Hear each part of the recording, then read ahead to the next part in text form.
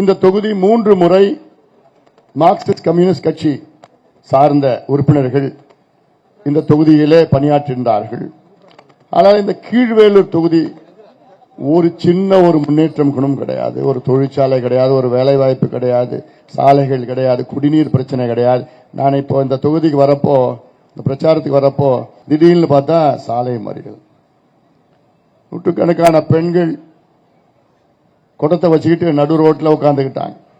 எங்களுக்கு குடிக்கிறதுக்கு தண்ணி இல்லைன்னு சொன்னாங்க. அதாவது எவ்வளவு ஒரு வெக்கக்கேடுனா, இது நம்ம காவிரி டெல்டாவில் இருக்கிறோம். காவிரி டெல்டா என்றால் இதெல்லாம் தமிழ்நாட்டில் மிகப்பெரிய ஆறு. அப்படிப்பட்ட ஆறு டெல்டா பகுதியில் குடிக்கிறதுக்கு தண்ணி இல்லை. 80 ஆண்டுகள் விடுதலை அடைஞ்சோம். அப்ப இதெல்லாம் நீங்க சிந்திக்க வேண்டும்.